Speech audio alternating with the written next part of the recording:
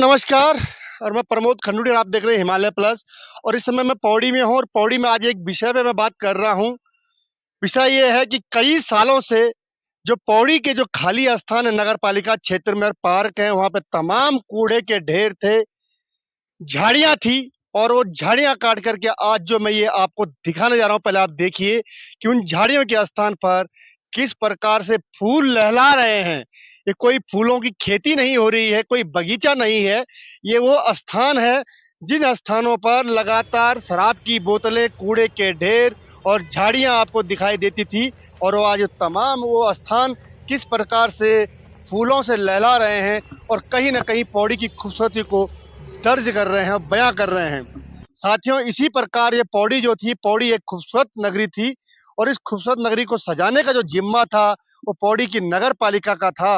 लेकिन नगर पालिका ने इस तरफ आंखें मूंदी और लगातार बिल्डिंगों का ही विकास हुआ, लेकिन पौड़ी की खूबसूरती को चार चांद लगाने के लिए जो आंदोलनकारी बीरा भंडारी है, बीरा भंडारी ने जो बीड़ा उठाया है और पौड़ी की उनके साथ जो पौड़ी की महिला टीम जुड़ी है, उसका जो परिणाम आज है वो आपके सामने है। आप स्वयं देख सकते हैं कि किस प्रकार से ये फूल पौड़ी के सामने खिले हुए हैं। आइए बात करते हैं बीरा भंडारी से। और जिस लोगों ने इस काम को अंजाम दिया, मेरे साथ है बीरा भंडारी।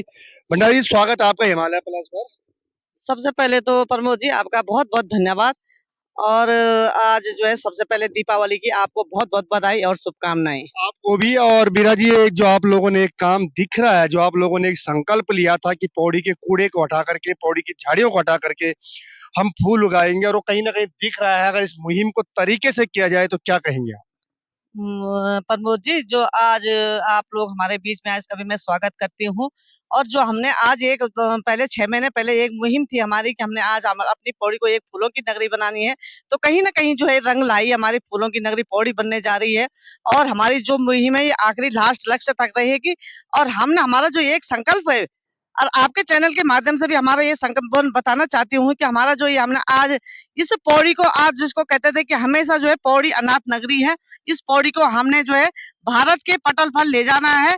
और भारत के मानचित्र में हमारा जो एक संकल्प है कि भारत के मानचित्र पर हमारा यह पौड़ी पहुंचे, यह अवश्य भगवान कंडोला देवता की कृपा से हमारा संकल्प पूरा होगा। बीरा जी, मैं देखा था कि लगातार यहाँ कई झाड़ियां थी। कई बार हमने खबरें उठाई हैं कि कूड़े की खबरें हमने उठाई हैं, झाड़ी की खबर हमने उठाई है कि शहर की स्थिति बुरी हो गई है नगर पालिका क्षेत्र की।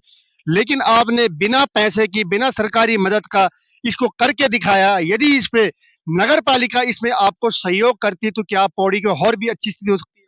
बहुत अच्छा सवाल पूछा आपने प्रमोद जी। वास्तविक आज मतलब प्रत्येक जनमानस जो है इस काम की सराहना कर रहा है। मैं कह रही हूँ कि अगर इतना काम अगर सरकारी आंकड़ों से अगर आंका जाता, इतना निश्चित था कि 4 या 5 करोड़ का काम होता ही है। वो हम कह रहे हैं कि सरकारी आंकड़ों से जो है 4-5 करोड़ का था। लेकिन आज हमने जो मुहिम छेड़ी थी, आज कहीं न कहीं बिना निस्वार्थ के भाव का, बिना संसाधन के भाव का, ना कोई हमारे पास संसाधन थे, ना हमारे पास कोई सरकारी पैसा था, ना कोई हमारा एनजीओ है। भगवान कंडोले देवता का आशीर्वाद है। ये हमारा लक्ष्य आगे तक भी जारी रहेगा। जी बिल्कुल। और ये पौड़ी नगर पालिका और पौड़ी प्रशासन के मुंह पर तमाचा है कि जो इस प्रकार से लाखों रुपए खर्च किया जाता है सफाई के नाम पे, उसके नाम पे, और उसका जो नतीजा होता है वो कुछ नहीं निकलता है। लेकिन इन महिलाओं ने अपने संसाधनों से बिना सरकारी सहायता के इस प्रकार एक नई मुहिम को रंग दिया। अगर इनको सही ढंग से सहयोग किया जाए, इसी काम को अगर नगर पालिका ईमानदारी से करे, तो पौड़ी शहर की जो खूबसूरती है वो कहीं ना कहीं वापस आ सकती। जैसा कि मैंने साथियों आपको दिखाया कि पौड़ी में किस प्रकार से जो जहाँ झाड़ियाँ थी, कूड़ा था, वहाँ महिलाओं ने फूल उगाए हैं। और आज उसी को देखने राज्य महिला आयोग की अध्यक्ष कुसुम कंडवाल जी यहाँ पहुंची हैं। मैम, स्वागत है आपका पहले तो पौड़ी में। बहुत धन्यवाद। मैम, आपने देखा होगा कि जिस प्रकार से पौड़ी की कुछ महिलाओं ने जो झाड़ियाँ काट करके ये फूल उगाए और आप उनको देखने आए हैं, क्या कहना आपका? मैं तो बधाई दे रही हूँ इन सभी बहनों को। ये 12-13 बहनें हैं और मुझे लगता है कि सारी बहनें इससे जुड़े, क्योंकि जैसे महिलाएं जैसे परिवार को अच्छे से चलाती हैं, तो वो समाज की दशा दिशा को बदलने में भी रहती है। आज मैं देख रही हूँ जहाँ कूड़ा पड़ता था, जहाँ गंदगी थी, वो साफ करके आज इतने प्यारे प्यारे फूल उसमें उग रहे हैं। और मैं कहूँगी कि ये हमारी बहनें जो सरकार की योजनाएं हैं उस योजना से जुड़ के और इन फूलों से वो अपना स्वरोजगार भी प्राप्त कर सकती हैं। जैसे वो मेहनत कर रही हैं पर घर को काम निपटाने के बाद वो इस तरह फूलों की व्यवस्था कैसे उगाएंगी, कैसे उनकी सुरक्षा होगी, वो सब कर रही हैं।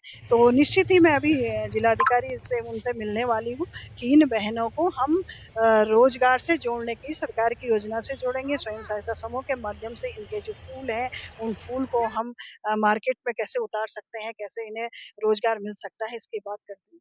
मैम, जिस प्रकार से देखा जाए कि यहाँ जो ये महिलाएं जो मेहनत कर रही हैं और वो जिन जगहों पे फूल उगा रही हैं, वहाँ पे सुरक्षा की दृष्टि से दिक्कत ये हो रही है कि वहाँ पे लावारिस जो पशु होते हैं वो उसको नष्ट कर देते हैं, तो नुकसान कर देते हैं उन फूलों का।